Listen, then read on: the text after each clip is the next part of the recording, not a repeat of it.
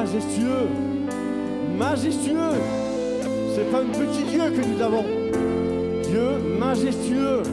Amen.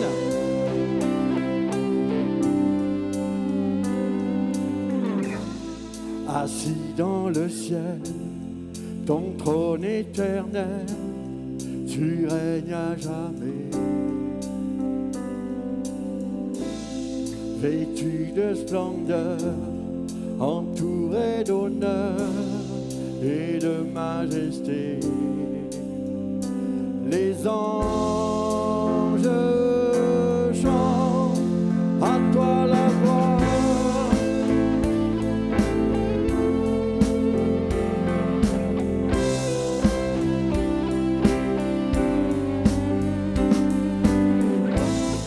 Les cieux et les mers, la vie, la lumière nous parlent de toi. Tu les as créés, les as appelés au son de ta voix.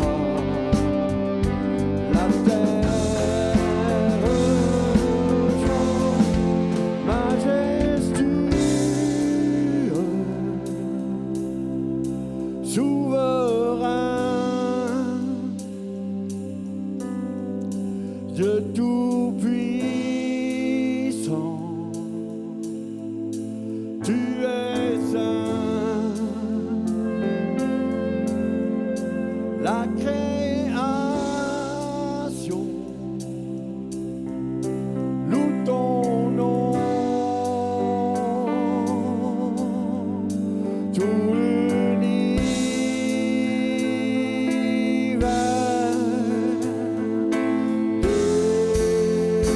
déclare à toi la gloire.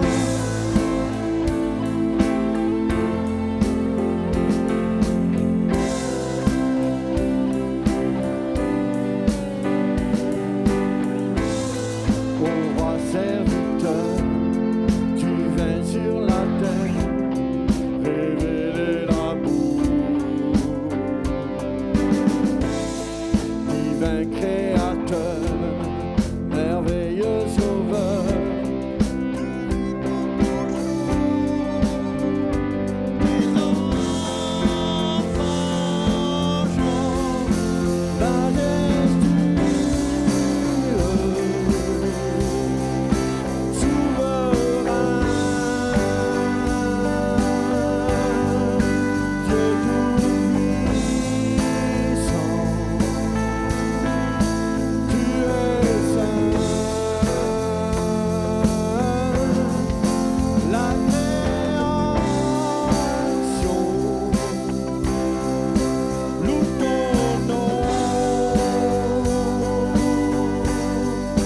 tout l'univers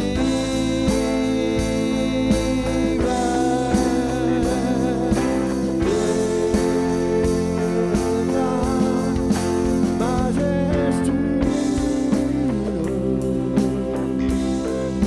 souverain,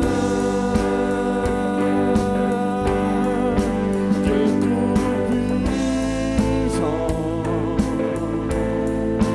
Tu es saint, la création loue ton nom, tout l'univers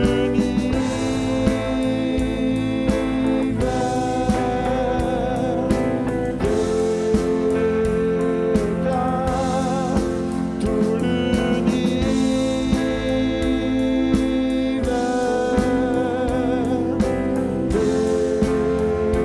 déclare, toi seul est ma force, toi seul me restaure mon secours est en toi.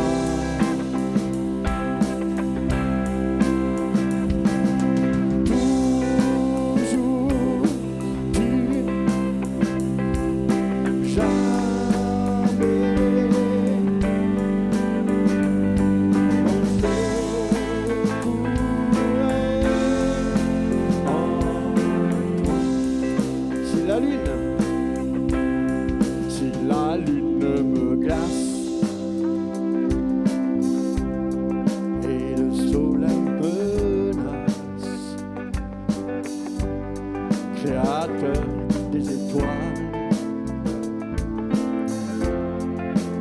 secours est en toi. Si mes larmes ruissellent et que mon pas chancelle, Créateur de la terre, mon secours est en toi.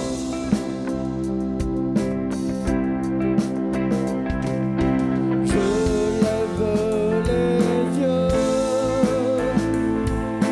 vers les hauts sommets. Toi seul est mon Dieu. Je proclamerai,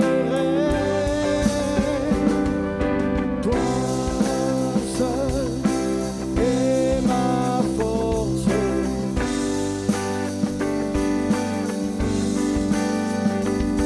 Mon secours est en toi.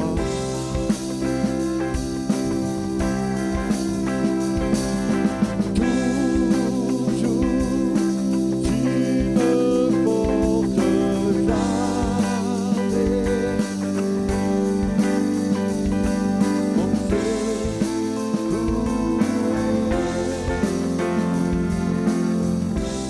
Si la peur m'envahit, si la peur m'envahit,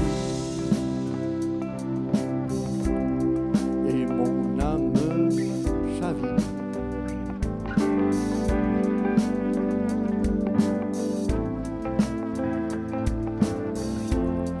mon secours en toi.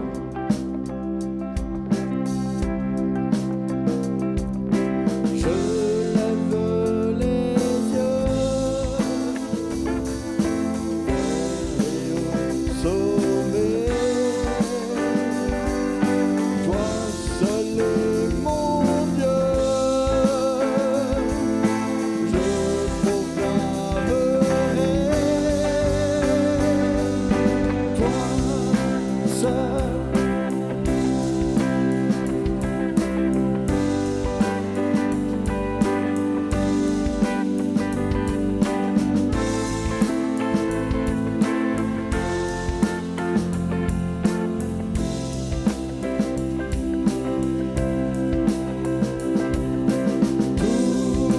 Toujours tu me portes, jamais tu ne dors. Mon secours est en toi.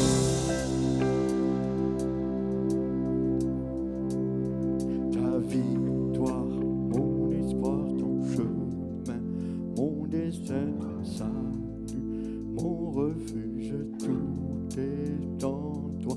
Ta victoire, mon espoir, ton chemin, mon destin, ton salut, mon refuge, tout est.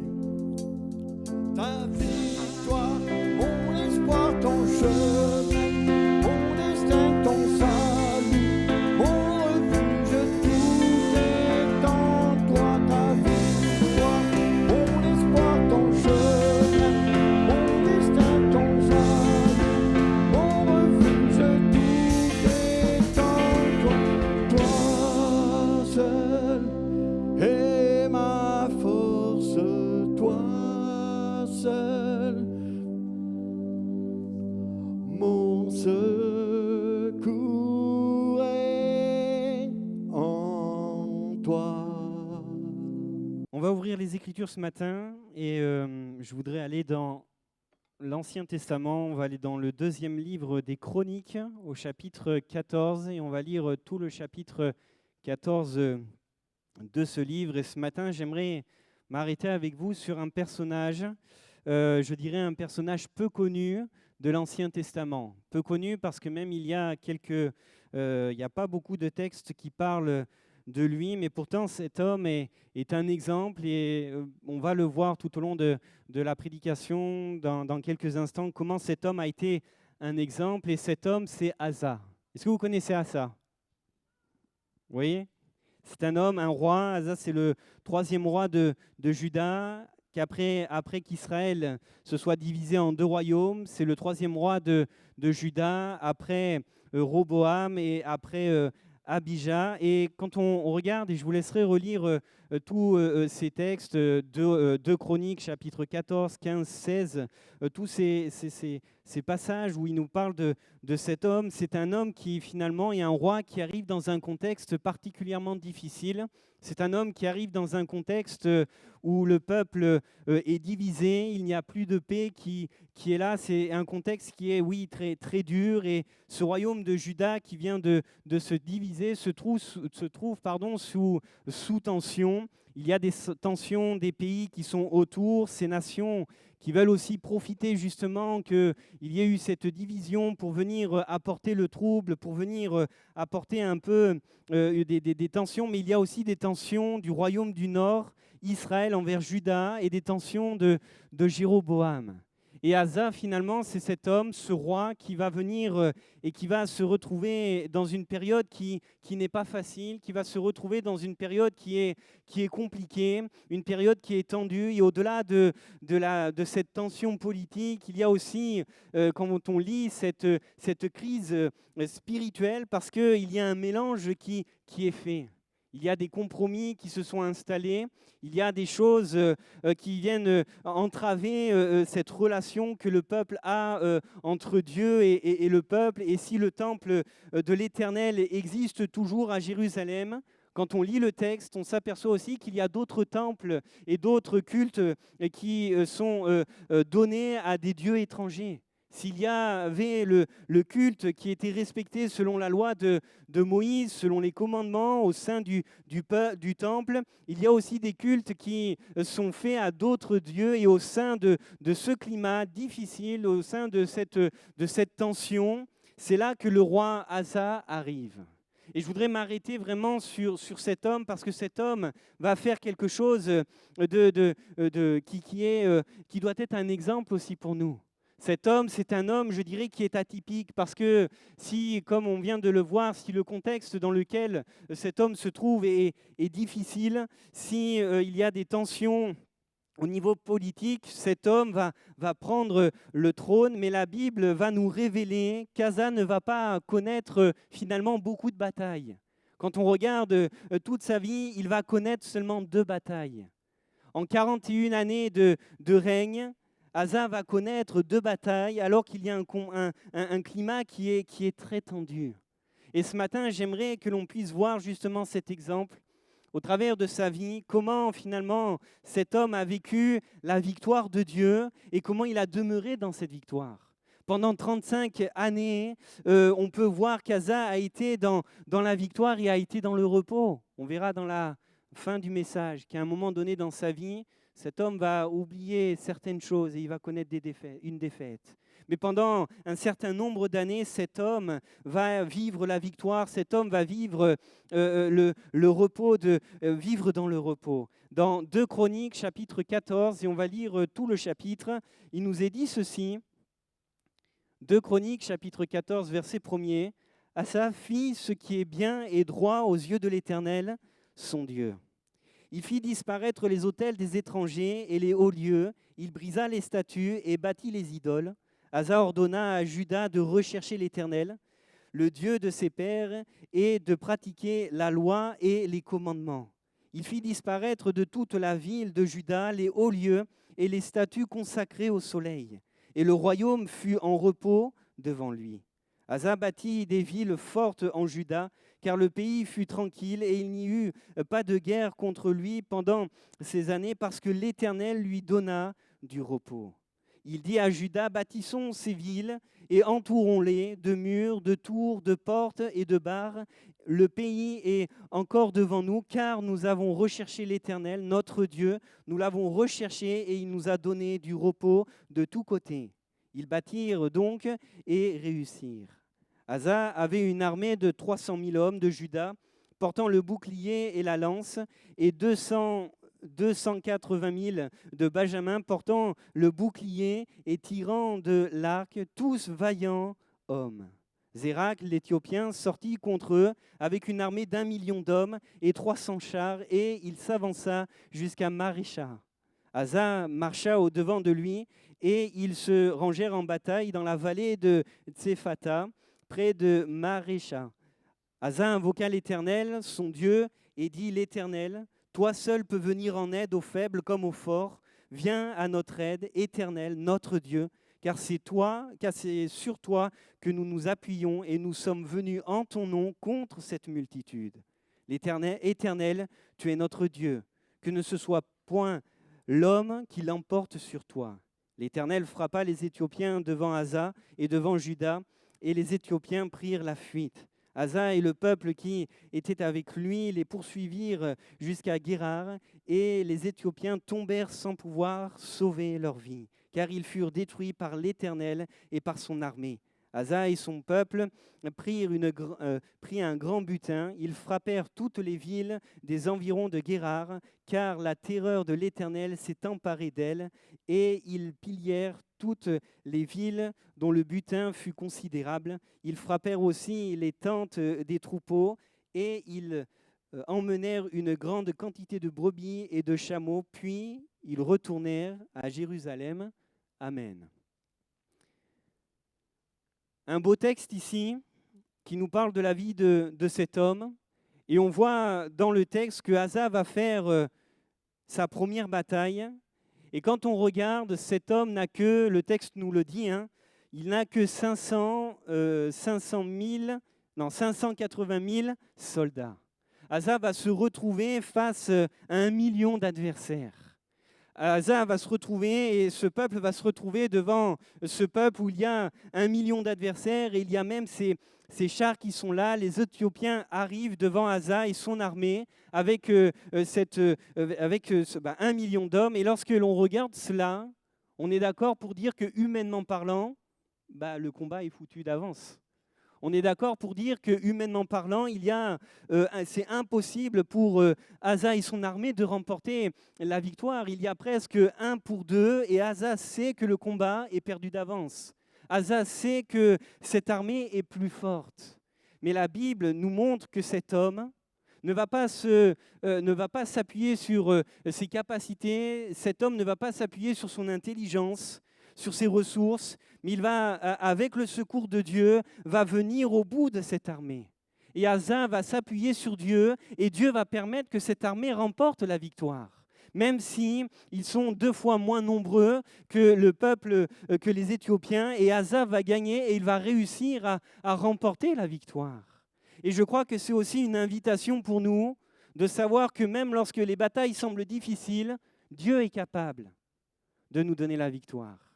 Même lorsque l'ennemi peut être présent, l'ennemi semble 2 fois supérieur, 2 fois plus puissant, plus compétent que nous, plus fort que nous, Dieu est capable de nous donner la victoire.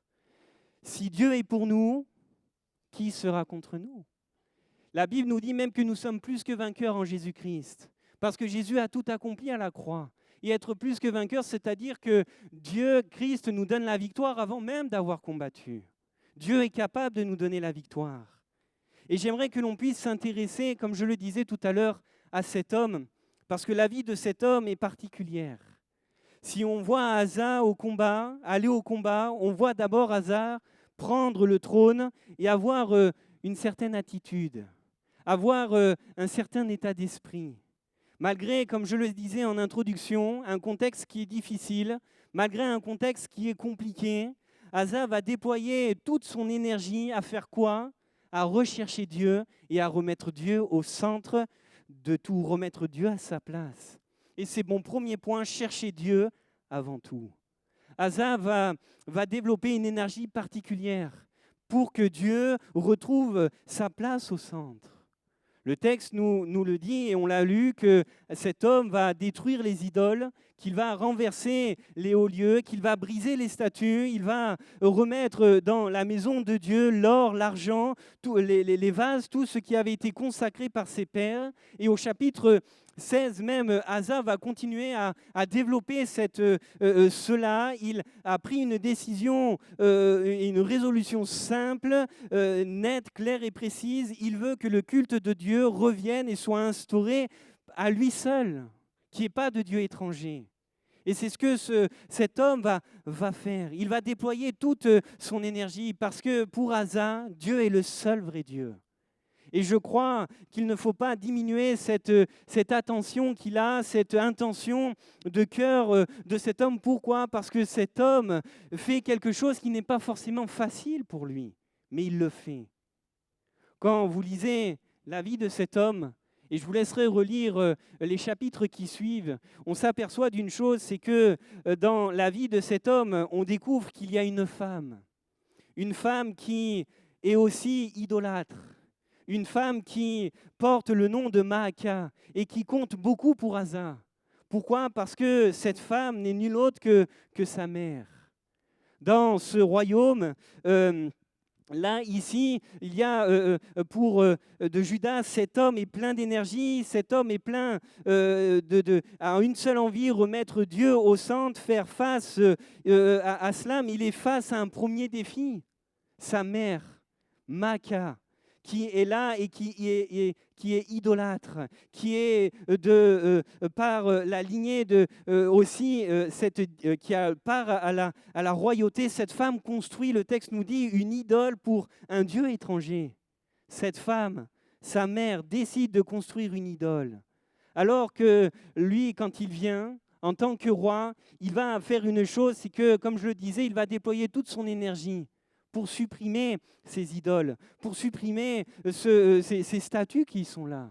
Et je réfléchissais en préparant à ce message, je me suis dit, mais pour Asa, ce n'est pas quelque chose de simple.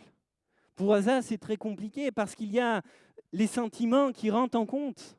Il y a une décision qui est difficile à prendre pour lui. Qu'est-ce qu'il faut faire ? Est-ce que cet homme va construire et être dans cette énergie, cette dynamique pour aller supprimer ces idoles qui ont été construites ? Ou est-ce que cet homme va faire exception ? Et la Bible nous révèle même que dans 2 Chroniques chapitre 16, que Asa va faire quelque chose de fort, c'est qu'il va retirer la dignité à sa mère, il va la retirer du palais, du royaume, et Asa va détruire lui-même l'idole, et le texte nous dit qu'il va même la brûler. Et c'est là où l'on voit vraiment le cœur de cet homme. Un cœur qui n'est pas partagé, un cœur qui est complètement entier. Asa a un cœur entier et il met dans son cœur le but. Son but, c'est que Dieu reprenne la place, que tout ce qui est étranger soit ôté, de remettre Dieu comme étant le premier en Israël. Et le fait que quand les sentiments, même il le fait quand les sentiments viennent, un peu entraver sa tâche. Parce que ce n'est pas évident. Le texte ne le dit pas, mais il reste sous silence. Mais quand Asa va faire cet acte, on ne sait pas la réaction qu'il y a eu, on ne sait pas finalement peut-être les tensions qu'il y a pu avoir, on ne sait pas de tout cela, mais Asa l'a fait.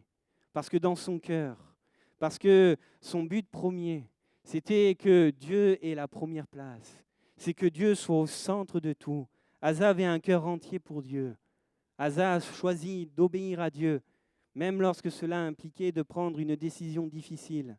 Parce qu'en tant que roi, Asa ne pouvait pas finalement fermer les yeux sur l'idolâtrie de sa mère, de Maaka, simplement parce qu'elle était de sa famille, simplement parce qu'elle était sa mère.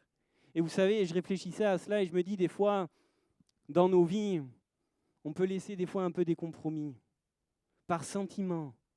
Parce qu'on a peur de blesser, parce qu'on ne veut pas blesser, parce qu'on ne veut pas faire ce que Dieu nous dit, on n'ose pas, et des fois on fait des compromis. Remettons Dieu au centre de nos vies. S'il y a des choses qui ne sont pas à sa gloire, on doit s'en débarrasser, même si ça fait mal. Ça peut être des relations, ça peut être des choses dans nos familles, peut-être dans l'église, des choses qui sont là et qui font mal. On a besoin et de ne pas se laisser prendre par les sentiments. Cet homme, c'est ce qu'il va faire. Je pense que ça a été très dur pour lui. Mais il l'a fait et Dieu va le bénir derrière. Dieu va le bénir. La parole de Dieu était simple. C'était que si Asa remettait Dieu à sa place, enlevait tous les obstacles, Dieu le bénirait. Mais si Asa abandonnait Dieu, Dieu l'abandonnerait. Dieu l'abandonnerait. Et la Bible nous dit que Asa va prendre en compte ce que Dieu va lui dire. Et il va se mettre en action. Il va faire ce que Dieu lui demande. Asa, c'est cet homme qui a un cœur qui est entier pour Dieu. C'est cet homme qui a un cœur qui est droit pour Dieu, qui ne veut pas de compromis dans sa vie, qui ne veut pas de compromis même dans le peuple de Dieu, qui veut que Dieu ait la première place et que ce soit que lui qui soit adoré. Et on a besoin, dans nos vies, aussi de faire des choix, comme je le disais, qui peuvent être durs. Des choix qui peuvent être durs, mais des choix qui peuvent avoir de très beaux résultats si on prend les bonnes décisions, parce que Dieu veut nous bénir, parce que Dieu veut le meilleur pour nous. Cet homme était un homme qui avait un cœur entier pour Dieu, mais c'était un homme aussi qui était sensible à l'Esprit de Dieu. Et ce matin, j'ai envie de dire, c'est la base, c'est le socle. C'est le socle qui a permis à cet homme de vivre ce qu'il a vécu avec Dieu. 41 années de règne, 35 ans de repos, une bataille, 0 défaite, une victoire et que du repos. C'est la base qui a permis à Asa de vivre de telles choses avec Dieu. Et j'aimerais le dire que si Dieu n'est pas à sa place dans nos vies, si Dieu n'a pas la première place dans notre vie, si Dieu n'est pas la priorité, il nous sera difficile de gagner devant l'ennemi. Il nous sera difficile de remporter des victoires. Il sera très difficile de se présenter devant 1 million de soldats. Et lorsque l'on n'a que la moitié, lorsque l'on n'est que 500 000, il est très difficile de rentrer dans le triomphe de Dieu. Il est très difficile de rentrer dans le repos de Dieu si Dieu n'est pas au centre, si Dieu n'a pas la première place dans nos vies. Et dès lors que Asa est arrivé au trône, il s'est attaché à remettre Dieu à sa place. Il s'est attaché à remettre Dieu et c'était son but, son objectif, c'est que le culte revienne à Dieu et à Dieu seul. Cet homme avait un cœur entier pour Dieu. Si nous voulons vivre aussi de telles victoires, si nous voulons entrer dans cette vie de victoire avec Dieu, si tu veux vivre des victoires avec Dieu, si tu veux être dans ce repos, il est important et c'est la base que Dieu soit au centre de ta vie. Que Dieu soit au centre de toute chose. C'est la première étape qui a fait que Asa va vivre de tels exploits. C'est ce que Asa va faire. Et même quand vous regardez les 3 chapitres, c'est intéressant de voir que sur 3 chapitres, il est noté 9 fois cette expression de rechercher l'Éternel. De rechercher l'Éternel. C'était l'objectif principal, de mettre Dieu au centre et qu'il n'y ait pas de compromis, qu'il n'y ait pas de compromis dans nos vies. Asa a vécu qu'une seule bataille et 35 ans de repos au final. Il a vécu une victoire et que du repos. Mais j'aimerais voir finalement avec vous, qu'est-ce que Asa a fait pendant toutes ces années de repos? Qu'est-ce que Asa a fait durant tout ce temps où il n'a pas connu de guerre, de bataille? Les rois qui étaient avant lui ont connu la guerre. Le royaume est divisé. Il y avait l'ennemi de toutes parts et eux, ils étaient centrés sur la guerre. Mais Asa va connaître le repos. Et qu'est-ce que cet homme va faire? Cet homme, c'est très simple et le texte nous le dit, c'est que pendant tout ce temps, il va prendre le temps de construire. Il va prendre le temps de construire. Le texte nous le dit, ce qu'il fait. On voit et on a pu le lire que Asa profite de ce temps de repos, de ce temps de calme, pour restaurer les villes, pour construire les murailles et pour bâtir des villes fortes. Asa aurait pu choisir de se dire, il y a du repos, je m'allonge, c'est tranquille, les pieds en éventail, on est allongé, tranquille. Il aurait pu être comme cela. Mais Asa ne prend pas cette décision. Asa prend la décision de construire les choses, de mettre Dieu au centre, de construire. Il nous est dit au verset 5, il bâtit les villes fortes en Juda, car le pays fut tranquille et il n'eut de guerre contre lui pendant ces années-là, parce que l'Éternel lui donna du repos. Mais il va prendre le temps de construire, le temps de bâtir. Asa n'est pas dans une attitude en train de se dire, il y a du repos, je ne vais rien faire. Mais il a dans son cœur cette attitude. C'est un homme dynamique, ce n'est pas un homme qui est spectateur des choses. Même quand Dieu lui accorde du repos, on voit Asa en action. On voit qu'il est en action. Qu'est-ce qu'il fait? Asa reconstruit ce qui est cassé, il construit les murailles, il construit les villes fortes. Et je crois que c'est aussi ce qui a permis à cet homme de vivre des temps de repos. Parce que si la main de l'Éternel était sur lui, c'est vrai, mais toutes ces villes et ces murailles ça a dissuadé les adversaires, il fallait les reconstruire. Et cet homme a utilisé ce temps de repos, justement, pour reconstruire. Asa a utilisé ce temps d'accalmie pour se fortifier. Et je crois que c'est quelque chose d'important pour chacun d'entre nous. Je crois que c'est quelque chose d'important pour chacun d'entre nous dans notre foi. Il faut que nous continuions à nous construire. Il faut que nous profitions de ces temps d'accalmie avant d'être, si je peux dire, dans l'œil du cyclone, avant de connaître la tempête. Et si tu es dans un temps calme, si tu es dans un temps de repos, mais merci Seigneur, mais ne reste pas sur tes lauriers. Prends le temps de construire cette relation. Prends le temps de te fortifier. Prends le temps de construire ta foi. Jésus va prendre une image que l'on retrouve dans l'évangile de Matthieu, où il y a cette image où Jésus va parler justement de deux hommes qui ont le même objectif, la même vision de construire une maison. Il nous est dit qu'un va prendre le temps d'aller chercher les fondations, va construire sur le roc, et l'autre va se précipiter, il va construire sur le sable. Et finalement, quand les tempêtes vont arriver, quand les temps difficiles vont venir, il y a la maison, celle qui est sur le roc, elle ne s'écroule pas, tandis que celle qui est sur le sable, elle s'effondre. Jésus nous avertit ici que dans ces temps de repos, on a besoin de construire, on a besoin de restaurer peut-être ce qui est cassé, de nous fortifier. Nous avons besoin, nous, en tant que chrétiens, pour résister, pour tenir ferme et de continuer à se construire. Nous avons besoin de passer du temps, à être là, à méditer la parole, à prier, à dire « Seigneur, mais on va encore apprendre à te connaître, on va aller plus loin encore avec toi ».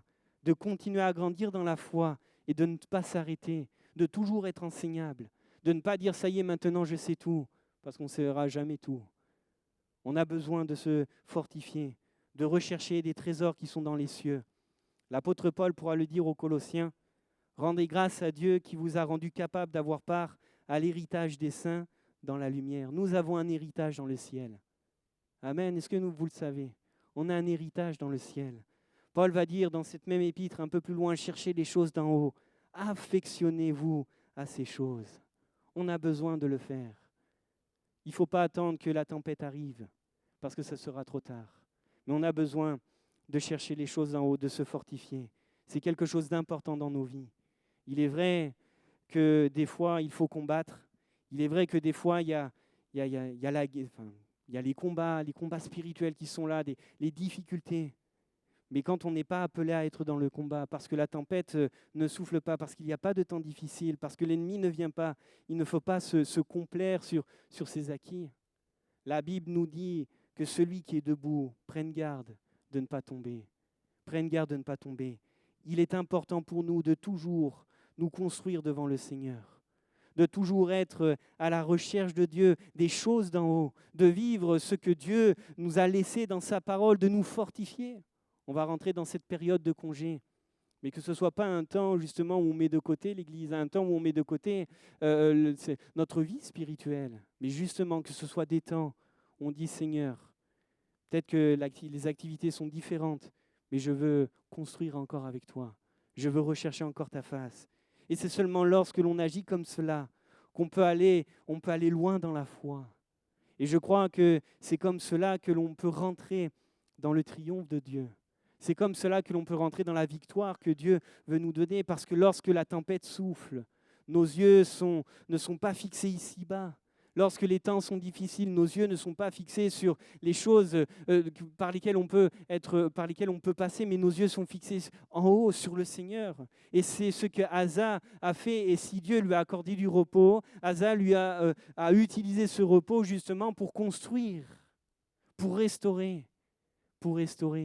Et je crois que c'est important pour nous de ne pas rester sur nos acquis, mais de prendre ce temps et de construire. Je crois qu'il est important de considérer ces deux éléments pour comprendre comment Asa, un homme, un roi, peut se dire qu'il faut aller au combat avec seulement 5080 hommes devant une armée d'1 million. C'est que Asa va complètement faire confiance à Dieu.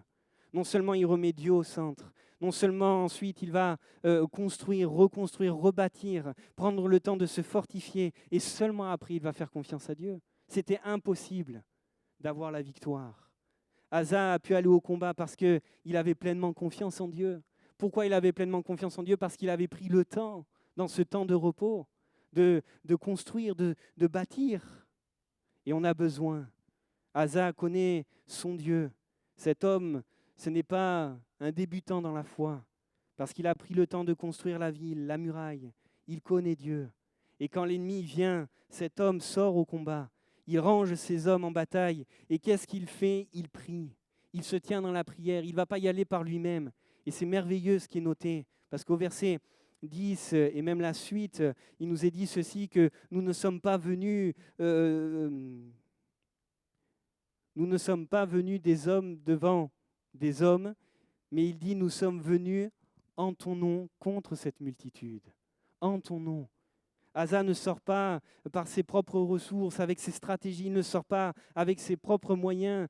Son initiative de roi, c'était d'aller et de combattre, mais il va s'appuyer sur Dieu. Et la Bible est remplie d'exemples. Lorsque Dieu est au centre, il nous donne la victoire sur toute chose. Vous le croyez? Amen. Lorsque Dieu est au centre, lorsqu'on lui fait pleinement confiance, Asa est confiant de ces choses. Il arrive au combat et on le voit, il va dire, nous sommes venus en ton nom contre cette multitude. On ne veut pas s'appuyer par nos propres forces, sur nos stratégies. Et Asa est conscient de sa faiblesse, il est conscient de ses limites. Et dans sa prière, il va dire, mais toi seul peux nous venir en aide. C'est toi qui viens en aide aux forts comme aux faibles. C'est toi qui viens en aide. Asa a compris que dans son combat, la réussite est liée à une seule chose, faire confiance à Dieu. Faire confiance à Dieu parce qu'il sait que Dieu permettra de voir la victoire. Asa prie le Seigneur, réalise sa faiblesse, ses limites, parce que sa foi en Dieu, et il va partir au combat parce qu'il sait que Dieu pourra agir. Le texte nous dit que le combat va être très simple. Les 580 000 ont battu les 1 million. Ils ont rasé les villes, ils ont récupéré un grand butin et ça a été un sujet de grande délivrance. Pour un homme qui a eu que 2 batailles dans sa vie, quelle belle victoire! Quelle belle victoire! Parce qu'il va voir Dieu agir dans sa situation. Combattre à sa place et renverser cette armée qui est là, qui est venue combattre. Mais Dieu va donner la victoire. Et l'exemple de cet homme, nous avons aussi besoin, lorsque vient le combat, quand viennent les tempêtes, de réaliser qui est notre Seigneur. De ne pas dire, oui, on a de grandes choses, mais on a un grand Dieu. Notre Dieu est plus grand que par quoi on peut passer. Notre Dieu est grand et si on croit, si on place vraiment notre confiance, mais Dieu est capable de faire les choses. Dieu est capable de nous donner la victoire. Dieu est capable de nous donner le repos. Je souligne des fois que lorsque la tempête arrive, lorsque les problèmes viennent et que les problèmes sont grands, sont durs, des fois on a l'impression que le Seigneur ne peut nous apporter que des améliorations. Mais Dieu ne veut pas améliorer. Dieu veut changer le mal en bien. Dieu veut donner la guérison. Dieu veut apporter une délivrance. Dieu veut restaurer quelqu'un. Dieu n'améliore pas, mais il change. Il change les situations. On est face à un problème, on dit Dieu permet cela, mais ce n'est pas la solution du problème. C'est juste une petite amélioration. Mais permets-moi de le dire ce matin, on n'a pas un Dieu, pas le Dieu des améliorations avec nous, mais on a le Dieu qui change tout. Jésus est celui qui n'améliore pas l'eau, mais il change l'eau en vin. Jésus est celui qui restaure complètement. Jésus n'a pas amélioré la vie d'un boiteux, mais il lui a permis de marcher. Jésus n'a pas amélioré la vue d'un aveugle, mais il lui a rendu la vue. Il n'a pas amélioré les choses. Jésus, c'est le Dieu des changements.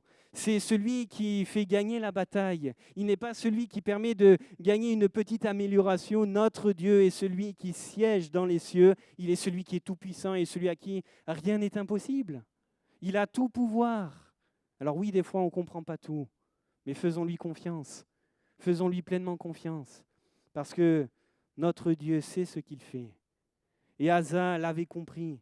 Et c'est comme cela que Asa s'approche de Dieu, mettant sa foi en Dieu, mettant sa pleine confiance en Dieu, réalisant que lui, il ne peut pas par ses propres forces, mais que Dieu est capable, que Dieu peut faire.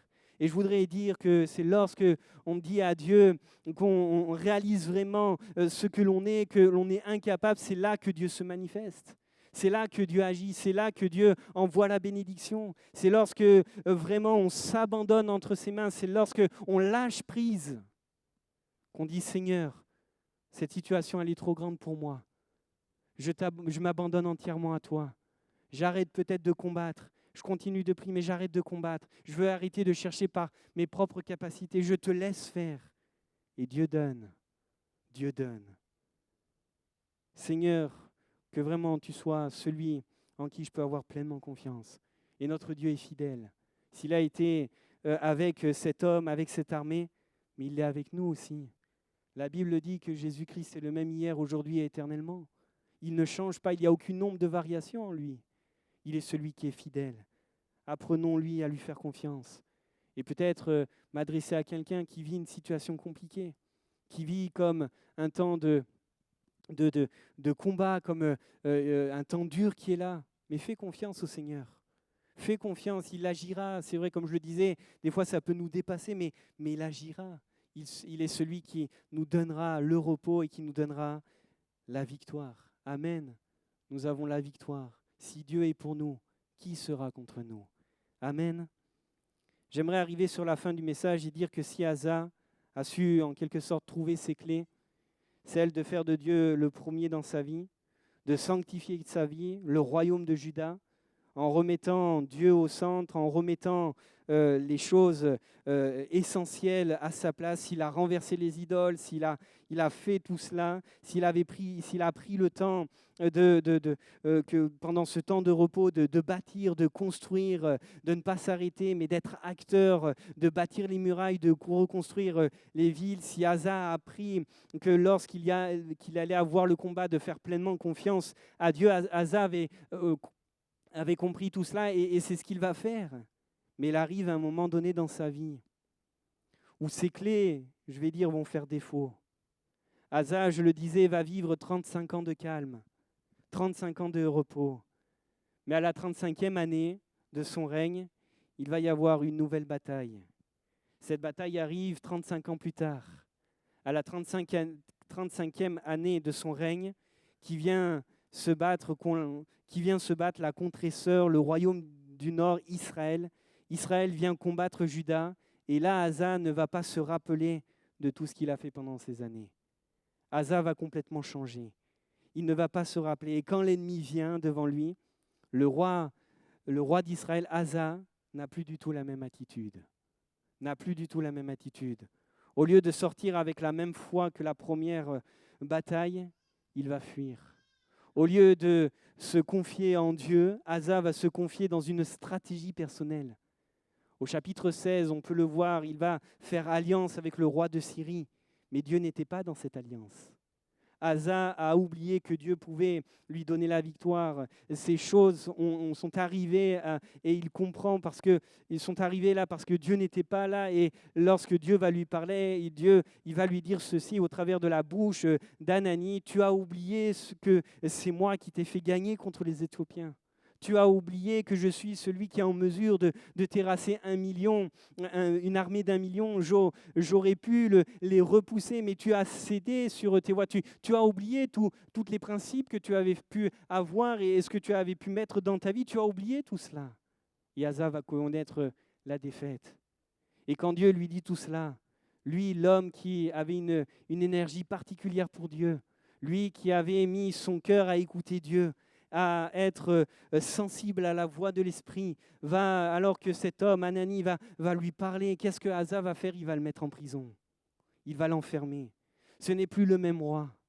Et s'il a eu 35 ans de repos, 35 années de victoire, la 35e année, il va faire cette alliance avec le roi de Syrie et il va lui rester 6 ans de règne, mais ces 6 ans ne vont pas être très beaux. Ces 6 ans vont être compliqués. Il va vivre un échec sur le plan politique parce que son alliance avec la Syrie ne va pas être bon. Il va vivre un échec spirituel parce qu'il a perdu de vue que Dieu devait être au centre de tout. Il va vivre un échec même sur le plan de sa santé parce qu'il va tomber malade. Et même dans cette maladie, il va oublier que Dieu est en mesure de le guérir, que Dieu est capable de le faire. La Bible nous dit qu'il va aller voir des guérisseurs. Il va mettre Dieu de côté. Et je vous dis cela pourquoi ? Parce que si ces clés nous semblent être naturelles, nous semblent être logiques pour nous, il est facile de passer à côté. Il est facile finalement de se retrouver un peu comme cet homme.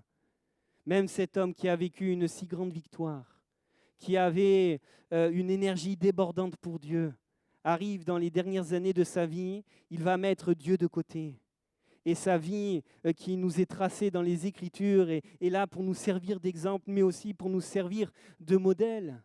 Si nous voulons résister, si nous voulons tenir ferme, si nous voulons vivre dans le repos, si nous voulons vivre de belles victoires, rentrer dans le triomphe de Dieu, si nous voulons marcher dans la foi, grandir, avancer, il nous faut avoir toujours cette même énergie pour Dieu. Le mettre en premier de tout, en premier sur toute chose, prendre le temps de se fortifier, prendre le temps de construire, lui faire pleinement confiance, ne pas aller chercher à droite, ne pas aller chercher à gauche. Et c'est ce qu'Asa a fait au début de sa vie. Il va mettre Dieu au centre. Mais à un moment donné, il décide de faire autrement. Il décide de prendre les choses par lui-même. Et permets-moi, et je termine, de te poser cette question. Où en es-tu ce matin dans ta marche avec Dieu, dans ta foi ? Où en es-tu avec le Seigneur ? Je crois que nous voulons tous vivre de belles années comme Asa, n'est-ce pas ? On veut tous vivre des victoires. On veut tous être dans des temps de repos. Mais où en es-tu dans ta marche ? Où en es-tu ? Est-ce que le Saint-Esprit est encore capable de te parler ? Est-ce que tu es encore capable d'entendre ce que Dieu te dit ? Ou est-ce que tu veux faire comme bon te semble ? Est-ce que tu veux faire comme bon te semble ? Où en es-tu ? Qu'as-tu fait de Dieu dans ta vie ? Est-ce que Dieu est toujours ta priorité dans ta vie ? Est-ce que Dieu est toujours au centre de tout ce que tu entreprends ? Est-ce que Dieu est au centre de tout ? Est-ce que tu es ce matin, où en es-tu vis-à-vis de Dieu ce matin ? C'est une question que l'on doit se poser. Es-tu toujours dans cette marche où tu avances, tu construis, où tu grandis ? Ou es-tu dans cette marche, je dirais, presque à l'arrêt, parce que tu es fatigué, parce que tu es épuisé, parce que tu n'en peux plus ? Peut-être pour quelqu'un qui est face à des décisions, face à tes combats, quelle est ta stratégie, si je peux me permettre ? Quelle est la stratégie que tu as choisie dans ta vie ? Est-ce que c'est une stratégie sortie tout droit de ton intelligence, tout droit de tes capacités, tout droit de ce que tu sais faire, ou est-ce que c'est une stratégie qui compte sur la grâce de Dieu ? Quelle est, pardon du terme, mais quelle est ta stratégie ? Comment tu vois les choses ? Je voudrais vraiment vous encourager ce matin, et peut-être encourager quelqu'un ce matin, que cette flamme soit toujours allumée, même si c'est difficile. Même si peut-être après des années de marche, il y a les combats qui sont là, même si c'est difficile, que cette flamme soit toujours allumée. Et si ce n'est pas le cas, demande à Jésus de t'aider. Demande au Seigneur de te fortifier. Demande-lui d'être avec toi et il va le faire. Il va être celui qui va te restaurer complètement. Recherche les choses d'en haut, non pas celles d'en bas. Fixe tes yeux sur cette réalité que tu as tout pleinement en Jésus. Que tu as tout pleinement en Jésus. Et lorsque l'on est dans cette attitude, même s'il y a des combats, même s'il y a des temps difficiles, même si c'est dur, même s'il peut y avoir des larmes, même si c'est compliqué, Jésus-Christ nous donnera la victoire sur tout, parce qu'il est celui qui est vainqueur. Amen. Il est celui qui est vainqueur. Si Dieu est avec nous, qui sera contre nous ? Et on a besoin de mettre Dieu toujours au centre de nos vies. On a besoin de faire comme Asa dans la première partie de sa vie. Remettre Christ au centre. Peut-être qu'il y a des choses qui ont pris la place de Dieu, où il y a comme du compromis. Et que tu puisses... Vous savez, on peut cacher les choses aux hommes, mais devant Dieu, on ne cache rien. Devant Dieu, on ne cache rien. Que vraiment ce matin, tu puisses dire, Seigneur, mais s'il y a des situations qui ne sont pas réglées, mais demande pardon au Seigneur. Le Seigneur est celui qui veut te pardonner. Le Seigneur est celui qui veut reprendre la première place dans ta vie. On ne pourra pas vivre des temps heureux, on ne pourra pas vivre pleinement heureux dans tous les, les différents domaines de notre vie si Christ n'est pas au centre. Heureux l'homme qui marche selon le conseil de l'Éternel. Heureux l'homme. Nous voulons être heureux, tu veux être heureuse, mais place Christ au centre de ta vie. Et tu verras que le reste suivra. Ça ne veut pas dire qu'il n'y aura pas de combat, ça ne veut pas dire que tout sera facile, mais les choses seront différentes parce que Jésus est là. Amen.